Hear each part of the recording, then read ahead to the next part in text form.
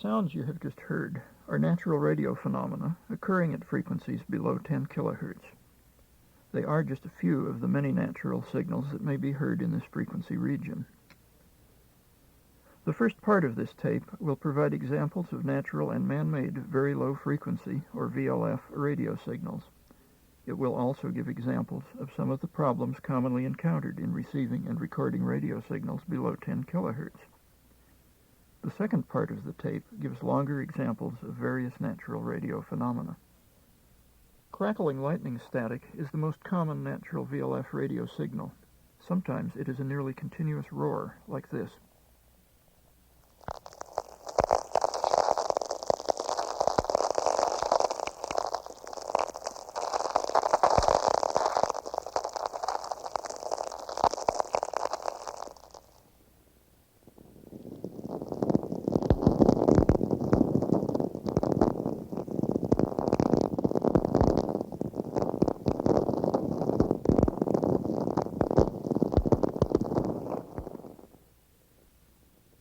At other times, especially around sunrise, the static is no more than a clicking and scratching in the background.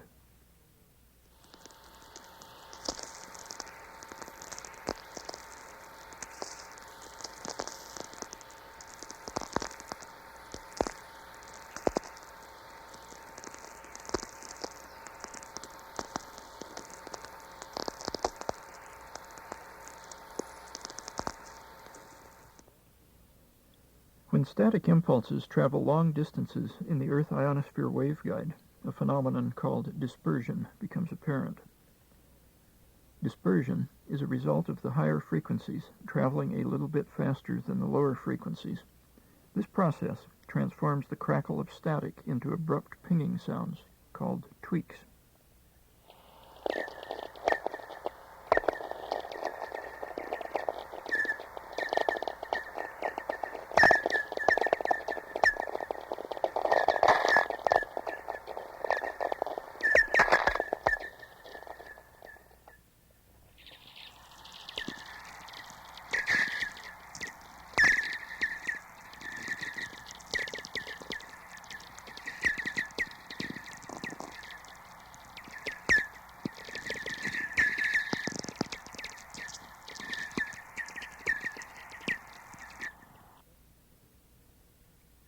Sometimes lightning static impulses penetrate the ionosphere and become trapped by magnetospheric ducts extending between magnetic conjugate regions in the northern and southern hemispheres.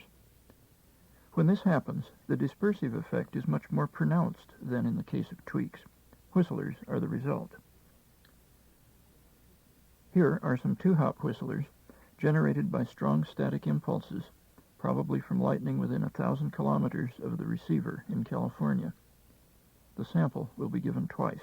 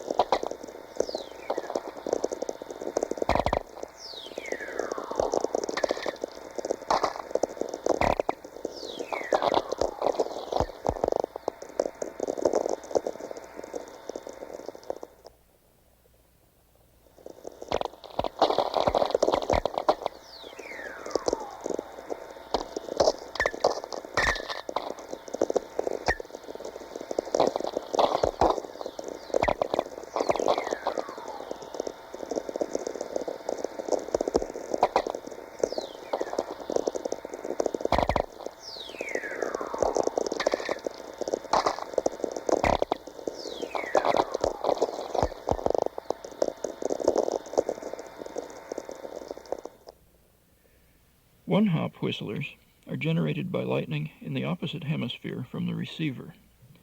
Since they traverse the magnetosphere only once, they are subject to less dispersion than multiple-hop whistlers. They often sound like the following sample. It will be played twice.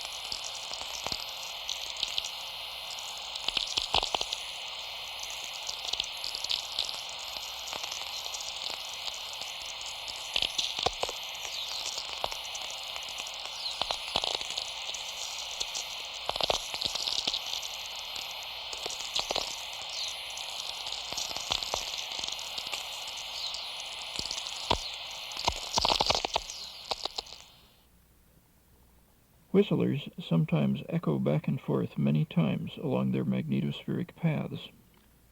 Dispersion increases with every traverse of the magnetosphere, causing the echoing whistler to become progressively longer and lower pitched.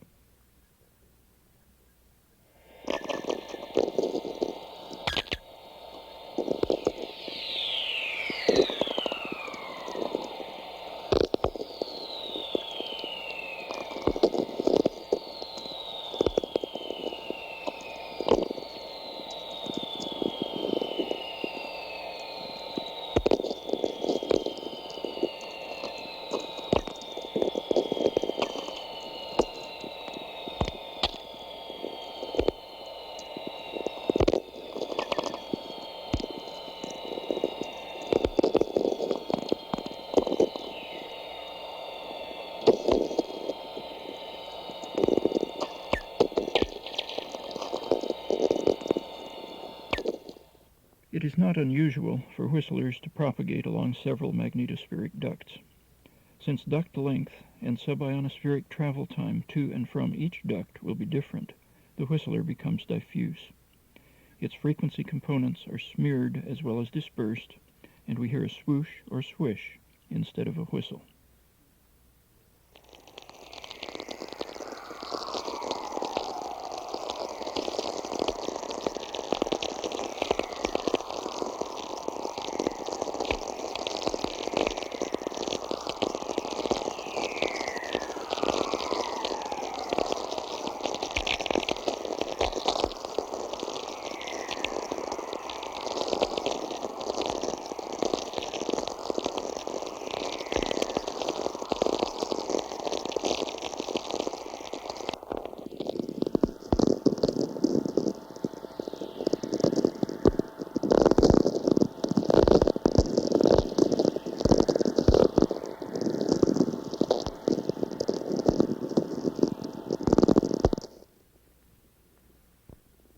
When whistlers are heard as pure notes, this is a sign of relatively simple propagation paths.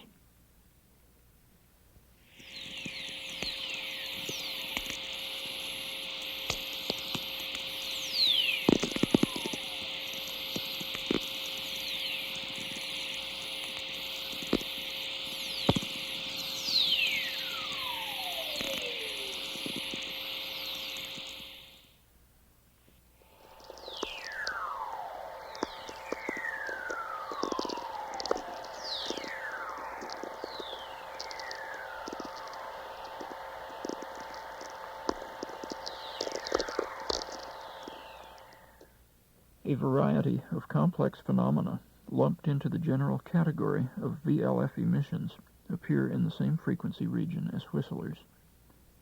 Perhaps the most common of these emissions is hiss. Here is an example.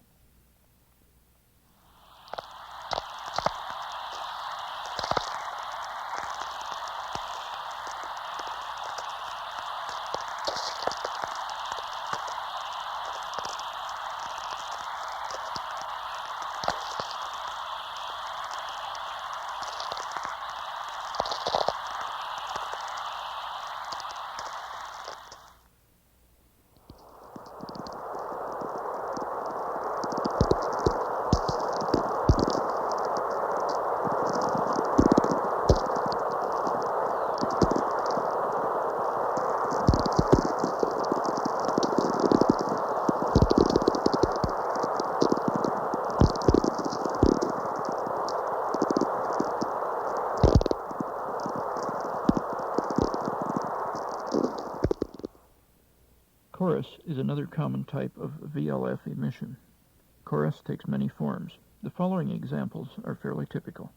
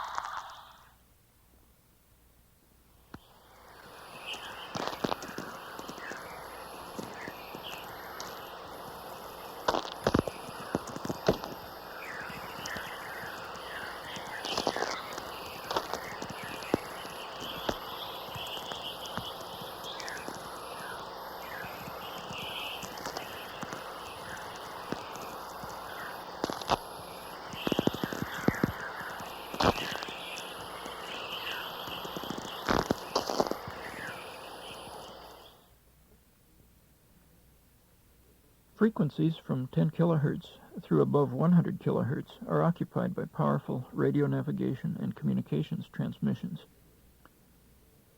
Even though these signals are mostly well above the frequency range where whistlers and emissions are most readily heard, they are sometimes so strong as to overload whistler receivers or recorders.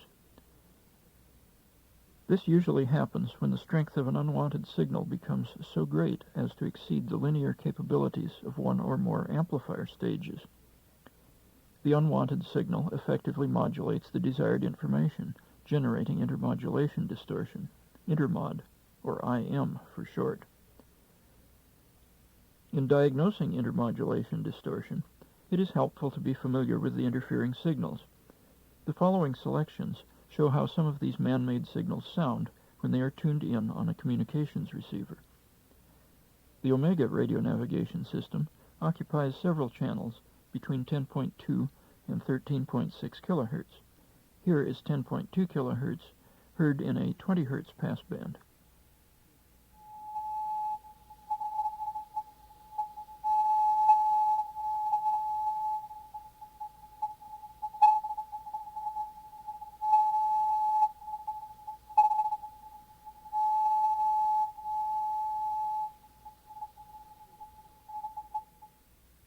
Here is how the Omega network sounds in a 1.7 kilohertz passband. Several channels are audible.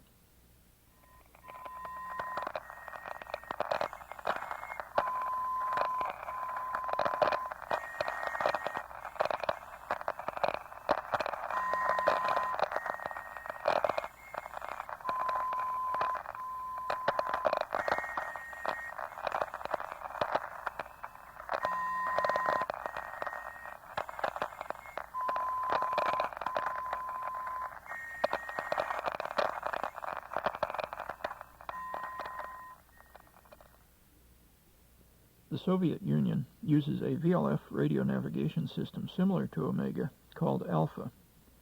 It occupies 3 channels between 11.905 and 14.881 kilohertz. The pulses of alpha emission are easily recognized because they are much shorter than Omega's. Here is the 14.881 kilohertz alpha channel.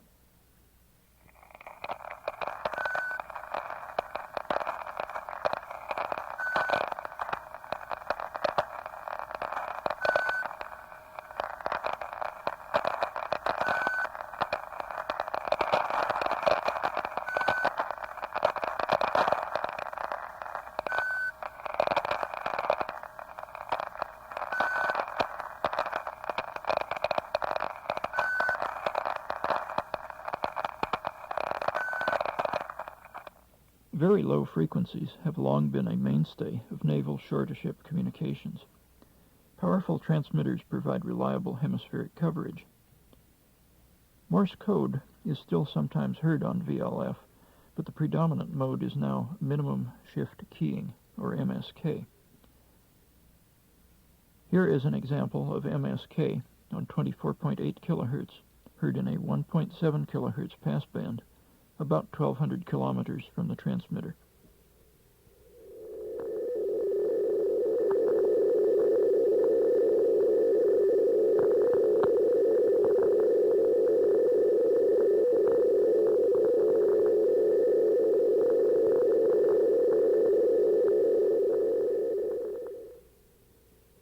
The National Bureau of Standards and Technology operates station WWVB on 60 kilohertz. WWVB provides precise time and frequency information in a Baudot-encoded format. The transmitter is located near Fort Collins, Colorado. Here is how it sounds.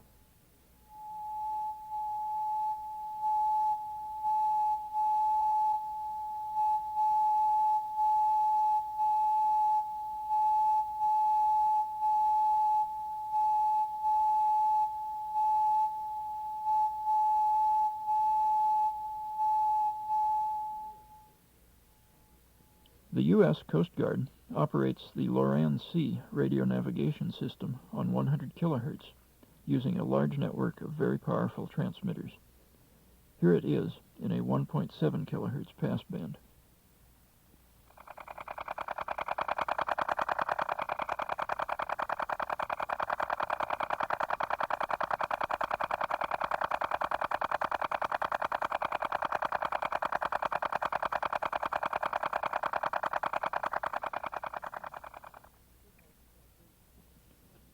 Signals like those in the preceding example are always present between 10 and 100 kilohertz.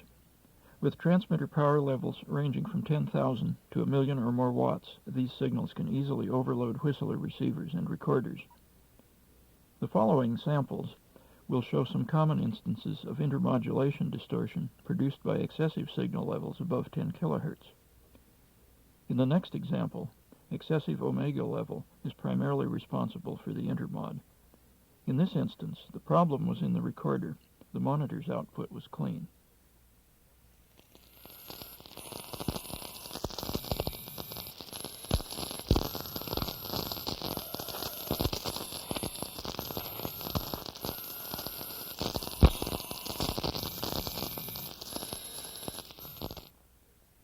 In this sample, MSK is responsible for the overloading.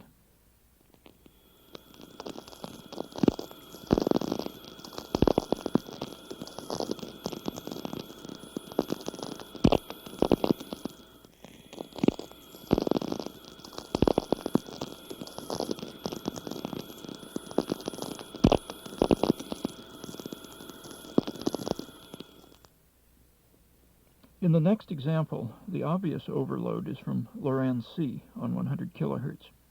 But if you listen carefully, you can also hear WWVB, MSK, and Omega. The overloading is so severe in this case that it masks the receiver's response in the 1 to 10 kilohertz range to which it is tuned, and where none of the interfering signals are actually present.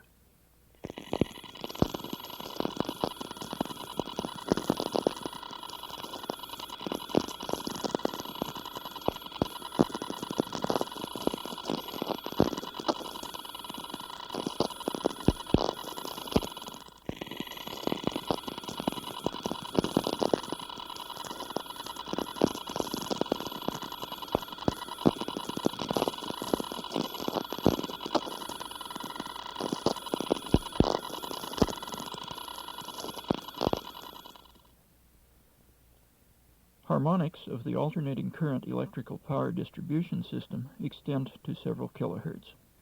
The closer one's receiving antenna to AC power lines, the stronger the hum of harmonic interference will be. All of the preceding recordings were made about 6.5 kilometers from AC lines, and AC hum is distinctly present in many of them. Here are examples of AC hum at shorter distances, beginning about 800 meters from a 12,000-volt rural distribution line.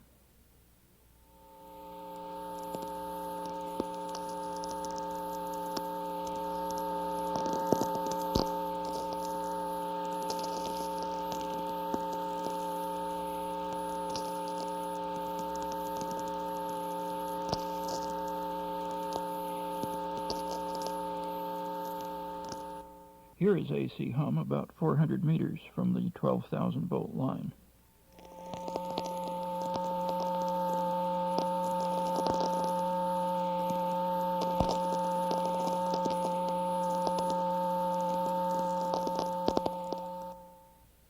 In the previous two examples, static and other natural radio phenomena were at a very low intensity. Had strong whistlers or emissions been present, they would have been plainly audible.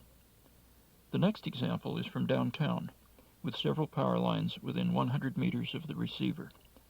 Very few natural phenomena are likely to penetrate hum of this intensity.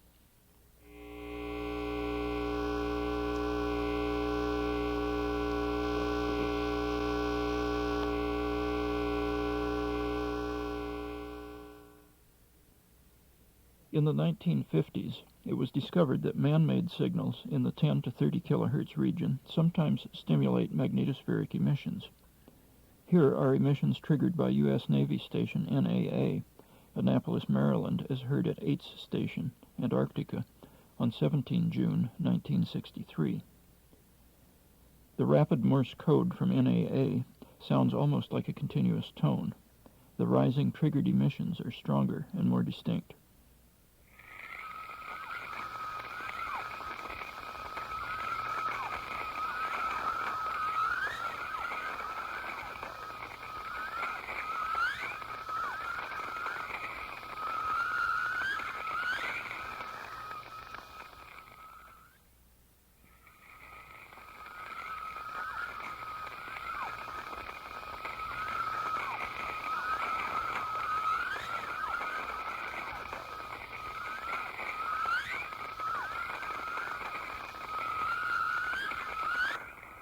The discovery of this sort of emission triggering led to further experimental work. A powerful transmitter capable of operating at frequencies as low as 1.5 kilohertz was constructed at Seipel Station in the Antarctic. In this sample, from 12 September 1979, Seipel transmitter pulses and their magnetospheric echoes were recorded at Seipel Station. This and the preceding sample were provided by the Space Telecommunications and Radio Science Laboratory of Stanford University.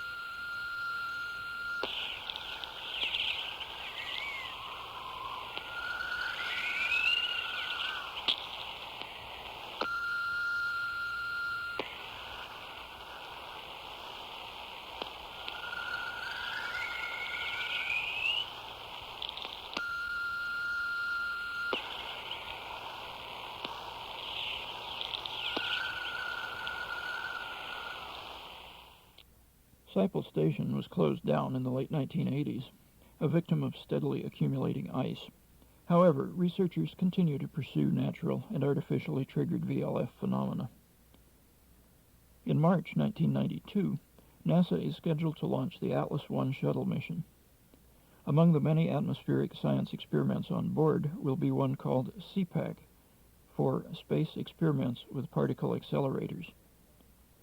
The SEAPAC apparatus will generate an electron beam which is to be modulated on a progression of 20 frequencies between 7.04 kilohertz and 50 hertz.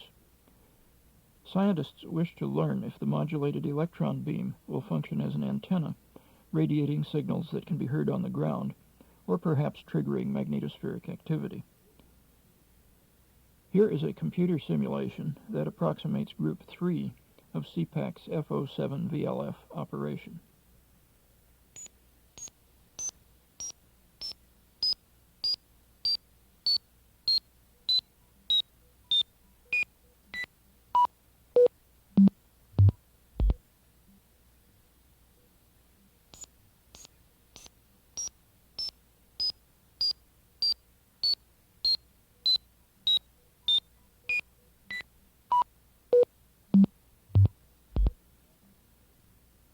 Now the simulation will be repeated, mixed with afternoon and evening background noise, to provide a more realistic impression of how SEAPAC might sound on the ground.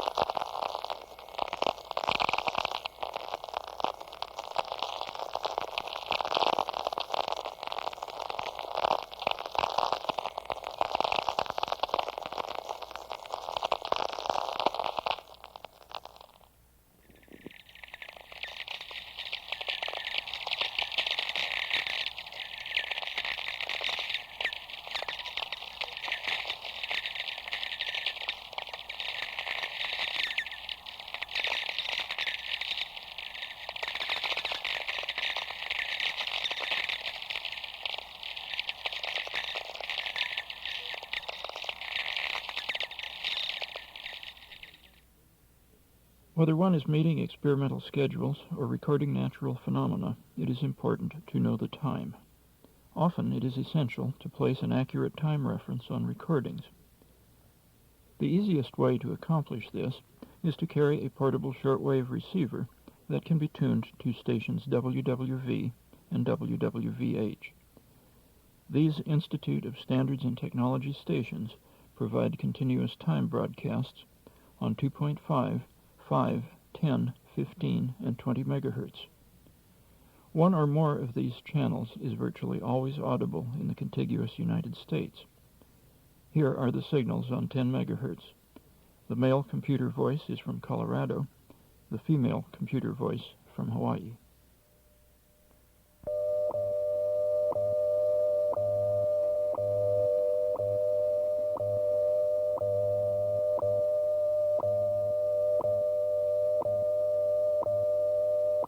At the tone, 16 hours, 40 minutes, Coordinated Universal Time. At the tone, 16 hours, 40 minutes, Coordinated Universal Time.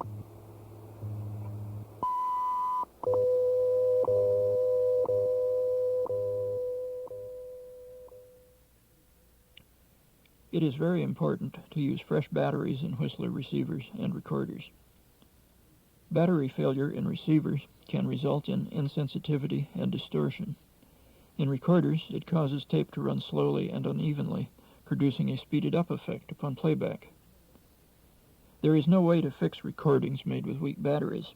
Don't trust battery life estimates from advertisements and operating manuals. They tend to be unrealistically optimistic. Carry spares, make tests, reserve questionable batteries for flashlights.